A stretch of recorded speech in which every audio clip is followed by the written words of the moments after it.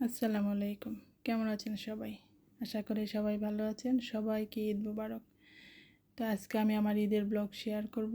যদিও ওইরকমভাবে আমি video clip নিতে পারি নাই, কারণ আমি তো একা, আমার ঘরের সব কিছু আমাকে একাই সামলাতে হয়। এই জন্য আমি যতটুকু পেরেছি আমি ভিডিও করার চেষ্টা করেছি। এই জন্য আমার ঈদের ব্লগটা দিতেও দেরি হয়ে গেছে। তো ঈদের দিন সকালবেলা তখন বাজে প্রায় 8টা, সাড়ে 8টার মতো। তো তখন আমার অলরেডি আমার রান্নাবান্না সব কাজ, ঘর গোছানো সব শেষ। আমি সকালবেলা 6টায় ঘুম থেকে উঠেছি, যেহেতু আমাদের এখানে 7টায় জামাত ছিল। তো 6টায় আমি উঠে গেছি। উঠে আমি রান্নাবান্না শুরু করে দিচ্ছি। আগে আমি রান্নাটা কমপ্লিট করছি, তারপর আমি ঘর মুছছি, ঘর গুছাইছি। এখানে আমি কি রান্না করলাম আজকে এখানে পোলার চালের খিচুড়ি। যদিও আমরা ভাতের চালের খিচুড়িটাই খাই, তো আজকে আমার শ্বশুর পোলার চালের খিচুড়ি খাইতে চাইছে। পোলাও রান্না করতে চাইছিলাম, উনি বলছে যে খিচুড়ি খাবে। কোরবানি ঈদের দিন সকালবেলা খিচুড়িটাই চলে আমাদের বাসায়। তো ইলিশ মাছ ভাজা আর এদিকে দেশি মুরগি ভুনা কাঁঠালের বিচি দিয়ে এই করলাম। তো পোলাও করলে সাথে হয়তো বা আরও দু একটা আইটেম থাকে, ডিমের কোরমা বা কাবাব অথবা সবজি এরকম থাকে। তো খিচুড়ির সাথে দেশি মুরগি আর ইলিশ মাছ ভাজা আর সালাদ করছিলাম। যেহেতু কোরবানি ঈদ, আমরা কোরবানি ঈদের সকালবেলা বাজারের গরুর মাংস আমরা কখনোই রান্না করি না। এখানে লাচ্চা সেমাই আর সেমাই অল্প অল্প করে করছি। যদিও ঈদের দিন মাংস আসার পরে আর কোনো কিছু খাওয়া হয় না, এই জন্য আমি একদম সিম্পল আইটেম রান্না করেছি, জানি শেষ হয়ে যায়।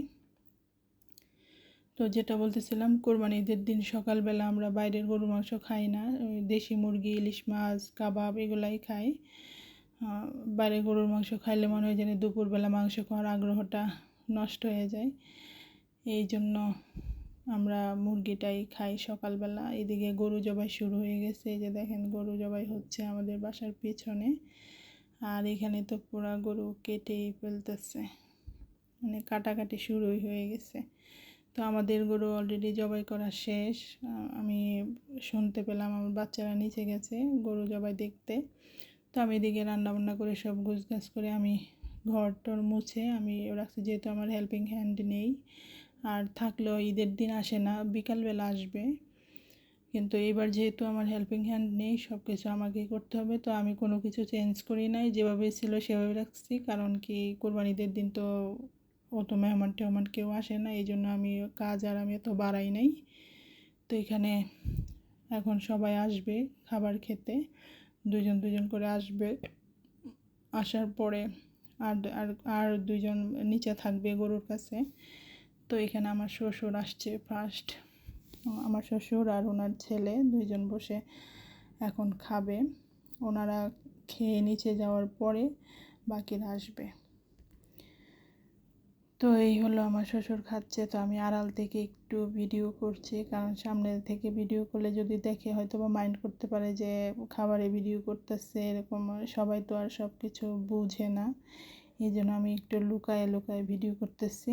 ওনারা বাপ বেটা খাচ্ছে আর আমার ছেলে খাওয়ার জন্য ওয়েট করতেছে। আমি ওকেও খাইয়ে দিলাম। আমরা খাওয়া দাওয়া শেষ করে সবার আগে ভুড়িটা চলে আসছে। তো আমি ভাবলাম যে মাংস আসতে একটু দেরি হবে, আমি ভুড়িটা এই ফাঁকে যতটুকু পারি নিয়ে নিই, যেহেতু আমাকেই নিতে হবে। তো আমি একদিকে চুলায় গরম পানি বসায় রাখছি, আরেকদিকে ভুড়িটা টুকরা টুকরা করে আমি পরিষ্কার করতেছিলাম। তো এইভাবে গরম পানি দিয়ে করলে খুব তাড়াতাড়ি হয়। গরম পানি দিয়ে সর্বোচ্চ 30 সেকেন্ডের মতো ভিজায় রাখলে তারপরে উঠাই ফেলতে হয়। এর বেশি ভিজাইলে শক্ত হয়ে যায়, তখন ওই কালো ময়লাটা উঠতে চায় না। তো আমি এইভাবে করে বুড়িটা ফার্স্ট স্টেপ আমি পরিষ্কার করে রাখলাম। তারপরে মাংস টাংস গুছানোর পরে আবার ফাইনাল আমি ওয়াশ দিব বুড়িটা, তারপর ফ্রিজে রাখবো। আমরা যেহেতু বুড়িটা ঈদের মধ্যে সাথে সাথে খাই না, কয়েকদিন পরে খাই, কারণ এই ভুঁড়িটা এই পর্যন্তই শেষ না, এরপরেও আরও অনেক ধাপ আছে, পরিষ্কার করা, কাটা, বাছা, সেদ্ধ করা। তো আমি এভাবে করে ক্লিন করে ভুঁড়িটা আমি নিয়ে নিলাম মাংস আসার আগে আগে, নিয়ে আমি এভাবে রেখে দিলাম। আর এদিকে আমার মাংস আসা শুরু হয়ে গেছে। তো এইদিকে মাংস আসার আগে কলিজাটা পাঠাই দিছিল, তো আমি ভাবলাম যে মাংস গুছাইতে গুছাইতে কলিজাটা হয়ে যাবে। ওরা তো মাংস উপরে নিয়ে এসেই খাবার চাই, বলে যে কলিজা রান্না করো নাই, আগেই তো পাঠাই দিলাম। তো আমি এদিকে কলিজাটা বসাই দিছি, এখানে গরম পানিতে আমি সেদ্ধ করতেছি কলিজাটা, আর একদিকে আমি কলিজার মশলা কষাইতেছি, একদিকে কলিজা সেদ্ধ হচ্ছে। কলিজাটা সেদ্ধ করে দিলে ওর কলিজার ভিতরে অনেক ময়লা টয়লা থাকে, তো এগুলো পরিষ্কার করে সাথে সাথে ওয়াশ করে গরম গরম দিয়ে দিতে হয়, না হয় সেদ্ধ হতে একটু সময় লাগে। আর এদিকে কলিজার সাথে সব সময় আমার হাজব্যান্ড একটু মাংস দিলে খুব খুশি হয়, যে পাতলা পাতলা মাংসগুলো, চর্বিওয়ালা মাংসগুলো, এগুলো যদি একটু কলিজার সাথে দিয়ে রান্না করা যায় তাহলে খুব ভালো লাগে, টেস্টটা খুব খেতেও ভালো লাগে, টেস্ট ভালো আসে। আমার আম্মাকেও দেখতাম একটু দিত, তো আমিও দিই। এদিকে আমি ফ্রিজ অনেকগুলা বোতলে আমি পানি ভরে আইস করে রাখছিলাম আগে, তো নিচে এক এক লেয়ার আমি বোতল দিয়ে দিলাম, আইসের বোতল, তারপরে এক লেয়ার দিলাম। এভাবে করে রাখলে কোরবানির মাংস যেহেতু একটু বেশি হয়, লোড নিতে পারে না ফ্রিজ, এই জন্য আমি এবার প্ল্যান করছি যে আমি এভাবে রাখবো, দেখি কি হয়। তো আমার আরেকটা রান্নাঘর, আরেকটা নর্মাল প্লাস ডিপ একটা বড় ফ্রিজ আছে, ওইখানে আমি কিছু মাংস রাখছি, আর এখানে আমি একটা লেয়ার দিয়ে রেখে দেব, তারপরে একটু ঠান্ডা হলে তারপর আরেকটা লেয়ার দিব। তো এইভাবে আমি ফ্রিজটা রেডি করে রাখছি, একবারে সবগুলো আমি দিব না। তো এইভাবে এর মধ্যে ওর বাবা চলে আসছে, আমার কলিজা ভুনাও হয়ে গেছে, গরুর কলিজা। তো কলিজাটা বেশ, কোরবানির কলিজা তো অন্যরকম টেস্ট হয়, যেভাবেই রান্না করি ভালোই লাগে। তো এখনও খিচুড়ি চলতেছে, কারণ খিচুড়ি খাবে, রাতে যদি ভাত খাই ভাত রান্না করব, সকাল আর দুপুরে খিচুড়িটাই চলবে। আর আমার রান্না করার মতো পরিস্থিতিও আমার নাই, যেহেতু ঘরে রান্না করে সব মাংস সব আমার একাই সামলাইতে হইতেছে। আর এখানে আমাদের বাসায় হয় কি, নিচে থেকে সব মাংস উপরে নিয়ে আসে, তারপর উপর থেকে আমি গরিবদের ভাগ, মানে সবার ভাগ করে আমি উপর থেকে দিই। তো এখানে মাংস গরিবদের দিতে দিতে আর শেষ হইতেছে না, পরে আমি তো আর মাংসের কাছে এখানে বসে থাকতে পারবো না, কিছুক্ষণ পর পরই গরিবরা আসতেছে, তো আমি এখানে ভাগ ভাগ করে রেখে দিছি। মেয়েকে বলছি যে কেউ আসলে একটা একটা করে দিয়ে দিবি, তারপর লাস্ট পর্যন্ত শেষ হয় না, পরে আমি এইগুলা নিচে পাঠাই দিছি দারোয়ানের কাছে, দারোয়ানরা দিয়ে দিছে। গেটের অনেক সময় উপরে আসতেও দেয় না। আর আমার কিছু আগের পুরানা পরিচিত বুয়ারা ছিল, ওদেরকে দিছে, আরও কয়েকজনের মাংস আমি ফ্রিজে রাখছি। তো এভাবে করে আমি শেষ করে এখন আমি ঘরটা সব ক্লিন করে নিব। ফাঁকে ফাঁকে আমি কাজ করতেছি, একদিকে রান্না করতেছি, একদিকে মাংস প্যাকেট করতেছি, একদিকে গরিবের মাংস বিলাইতেছি, খাবার দিতেছি।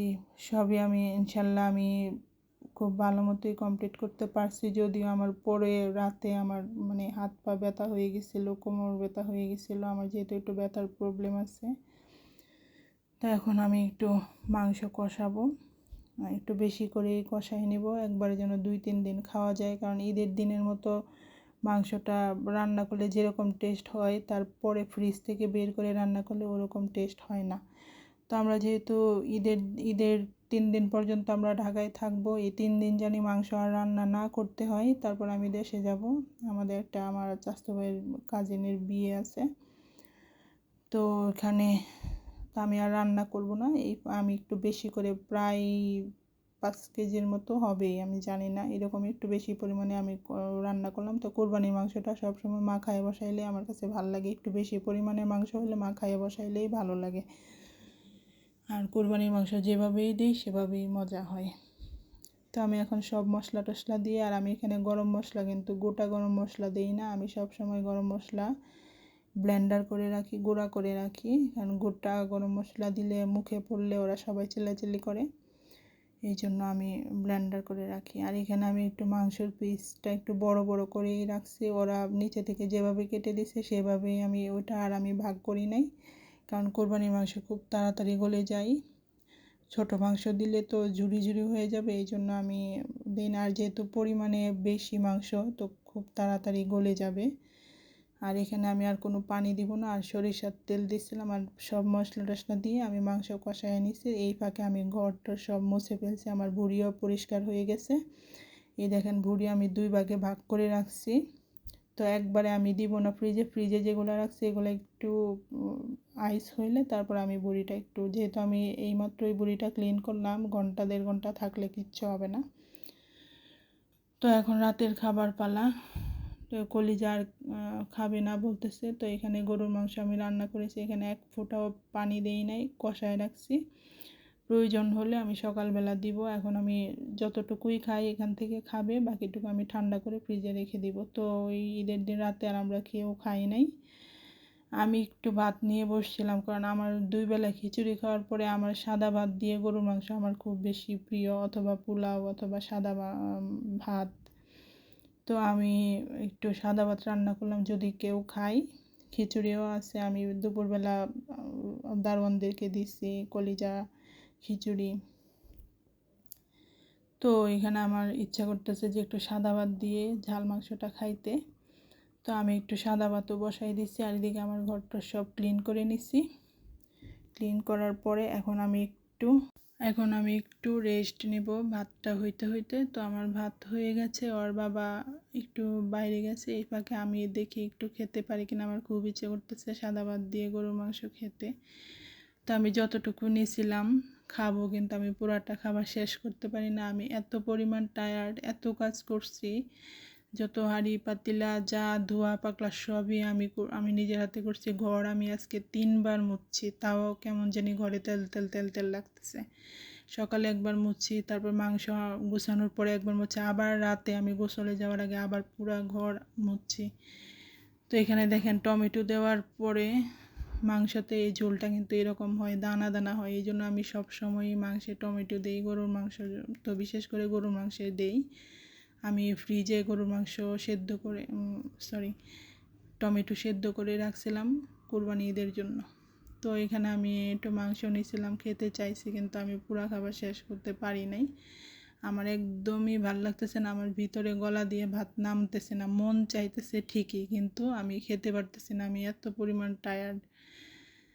তারপরে একটু খাওয়ার পরে এটার মধ্যে ভাত নিয়ে আমি ছেলেকে খাইয়ে দিলাম।